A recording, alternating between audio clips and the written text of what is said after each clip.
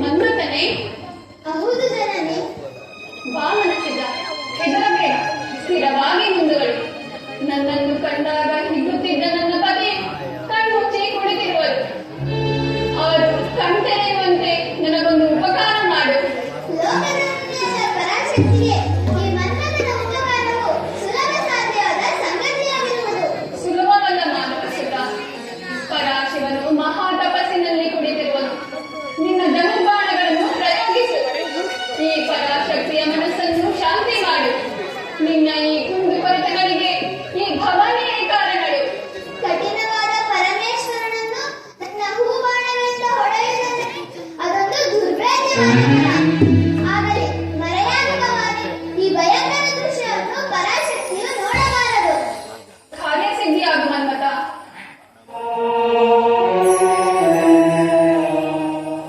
ಮಾರಿಯ ಬಲಿಗಾಗಿ ಬಂದ ಮೇಕೆಯಂತಾದರೂ ಈ ಮನ್ಮಥನು.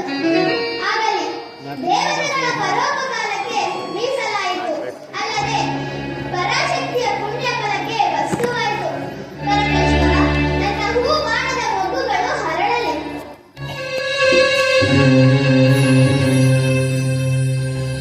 ಈಗ ಮೊದಲನೇ ಬಾಣವಾದ ಅರವಿಂದ ಬಾಣವನ್ನು ಪ್ರಯೋಗಿಸುವೆ.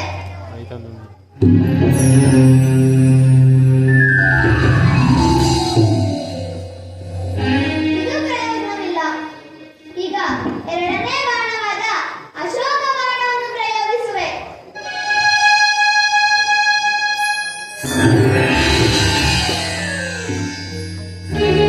ಇದು ನಿಷ್ಫಲವಾಯಿತೆ.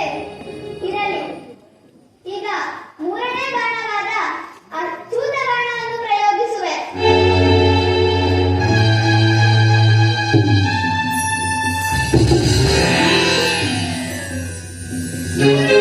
ನಿಷ್ಫಲವಾಯಿತೆ. ಇರಲಿ. ಈಗ ನಾಲ್ಕನೇ ಬಾಣವಾದ ನವಮಲ್ಲಿಕ ಬಾಣವನ್ನು ಪ್ರಯೋಗಿಸುವೆ.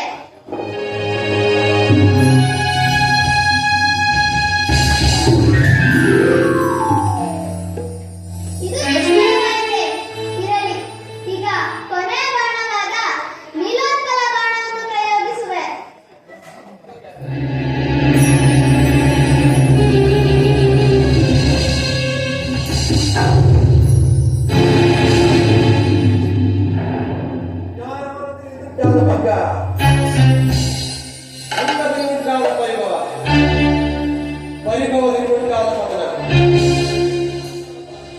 ನನ್ನನ್ನು ಮುಟ್ಟಿದವರಾರು? ನನ್ನನ್ನು ಮುಟ್ಟಿದವರಾರು? ಇದು ನಿನ್ನ ಪರಿಭವವನ್ನು ನೋಡು. ಆ ದುರಂತದ ವ್ಯಕ್ತಿಯು ನಿನ್ನ ಮುಂಭಾಗದಲ್ಲಿ ಅಪರಾಧಿಯಾಗಿ ನಿಂತಿರುವನು.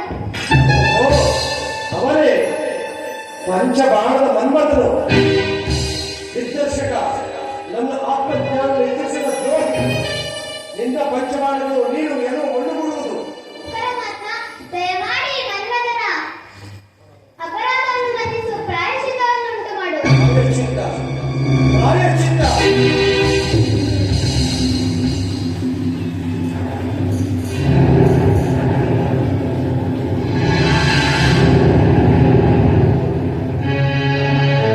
ನನ್ನ ನೇತ್ರಾಗೆ ಸುಟ್ಟು ವಸ್ತುವಾಗುವುದೇ ಪ್ರಾಯಶ್ಚಿತ್ತ.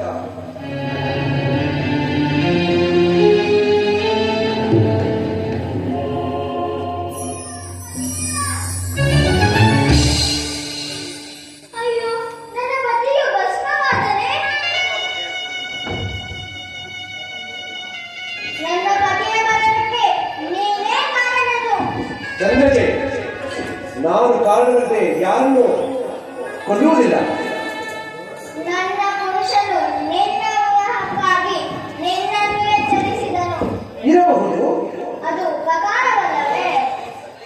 ನನ್ನ ಉಪಕಾರದ ಸಲುವಾಗಿ ಲೋಕ ಕಲ್ಯಾಣಕ್ಕೆ ಮಾಡುತ್ತಿದ್ದ ಆತ್ಮಜ್ಞಾನ ವ್ಯಕ್ಯವೇ?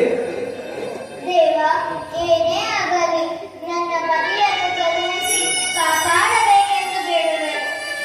ಚಂದ್ರಜೆ, ಈ ಜನ್ಮದಲ್ಲಿ ನಿನ್ನ ಪತಿಯನ್ನು ಕರುಣಿಸಲು ಸಾಧ್ಯವಿಲ್ಲ. ಮುಂದಿನ ಜನ್ಮದಲ್ಲಿ ದ್ವಾಪರ ಯುಗದಲ್ಲಿ ಪ್ರದ್ಯುಮ್ನ ನಿರ್ವಹಿಸುತ್ತಿದ್ದ ನಿನ್ನ ಪತಿಯನ್ನು ಕರುಣಿಸುವೆ. ಅಲ್ಲಿಯವರೆಗೆ ನಿನ್ನ ಪತಿಯ ಧ್ಯಾನದಲ್ಲಿ ನಿರ್ಧಳಾಗಿರು. ನಿನಗೆ ಮಂಗಳವಾಗಿ ಹೋಗಿ ಬಾ. ಆಗಲಿ ಪರಮಾತ್ಮ.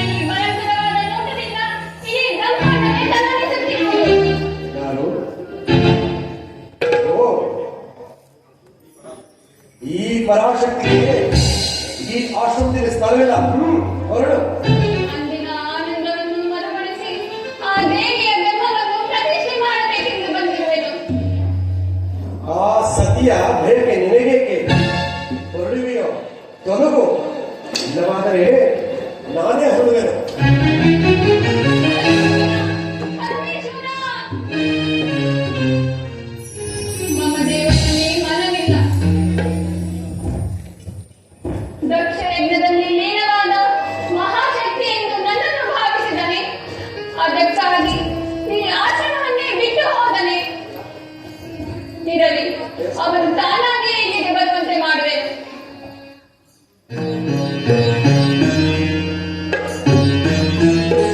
ಪರಮಾತ್ಮ, ನಿನ್ನ ಆಶ್ರಮವನ್ನು ನನಗೇಕೆ ಬಿಟ್ಟು ಹೋದೆ? ಆನಂದ ಮೂರ್ತಿಯಾದ ನೀನು ನನ್ನ ಮನೋಭಿಲಾಷೆಯನ್ನು ಕಾಪಾಡಬೇಕೆಂದು ಬಯಸುವೆನು.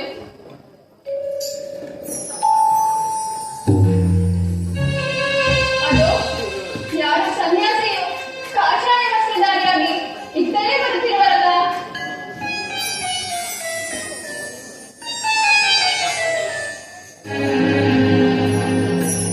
ಪೂಜೆಗೆ ನಮಸ್ಕರಿಸುವೆನು.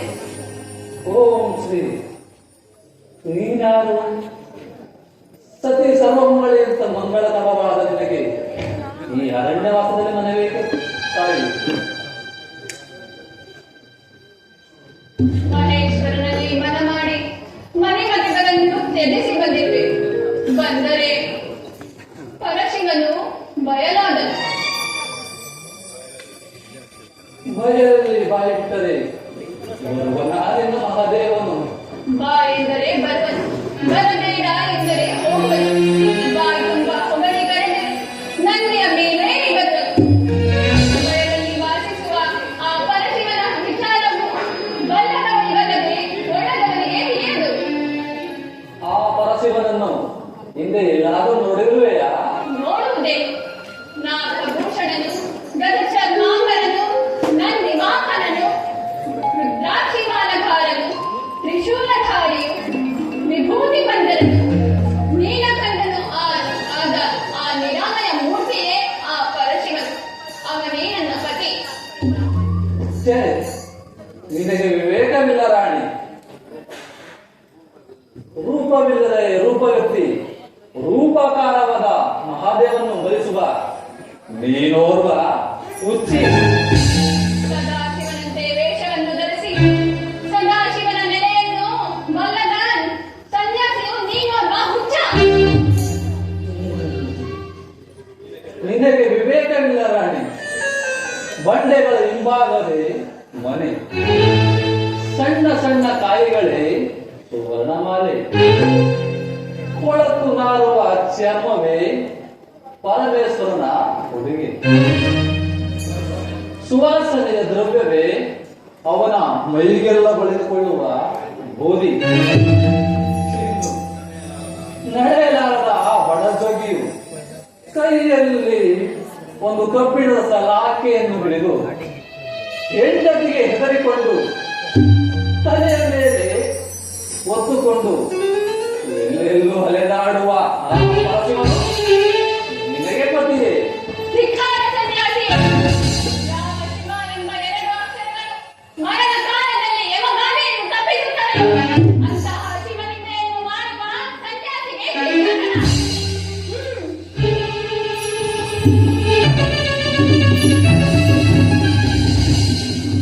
ಇಗೋ, ನನ್ನ ಪತಿ ಶಿವನನ್ನು ರಕ್ಷಣೆಗಾಗಿ ಬಿಟ್ಟು ಹೋಗಿರುವ ಈ ತ್ರಿಶೂಲದಿಂದ ಪ್ರಾಯಶ್ಚಿತ್ತ ಮಾಡುವೆನು.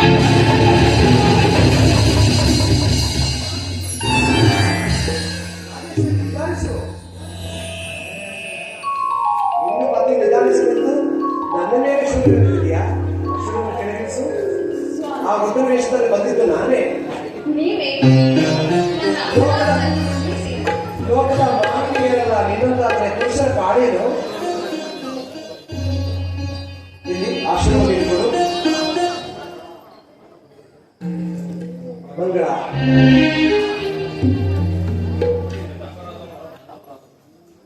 ನನ್ನ ಅಪರಾಧವನ್ನು ಮನ್ನಿಸಿ ದೇವ. ನಿನ್ನ ಭಕ್ತಿಗೆ ಮೆಚ್ಚುವೆನು ಮಂಗಳ. ಇದು ನನ್ನ ಕೈ ಹಿಡಿದು ಈ ಲೋಕದ ಮಾನವರಿಗೆ ಮೇಲ್ಪಂಕ್ತಿಯಾಗು. ಆಜ್ಞೆ ದೇವ. ನನ್ನದೊಂದು ಕೋರಿಕೆಯನ್ನು ಈಡೇರಿಸುವಿರಾ? ಏನು ಮಂಗಳ? ಪರಮ ಮಂಗಳ ಮೂರ್ತಿಯಾದ ನೀವು ಲೋಕದ ಮಾನವರಂತೆ ಮಧುವನಿಗನಾಗಿ ಆ ನನ್ನ ತಂದೆಯಾದ ಪರ್ವತರಾಜನ ಮನೆಯಲ್ಲಿ ನನ್ನನ್ನು ವಿವಾಹವಾಗಬೇಕು.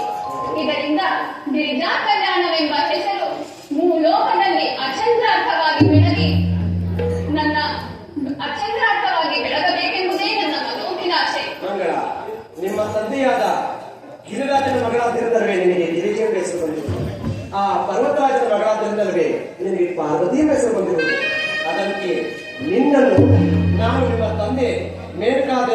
ರಾಜನ ಆಸೆಯಂತೆ ಗಿರಿಜಾಟ ನೆರವಾಗಿರು ಎಲ್ಲಿ ನಡೆ ಕನಕ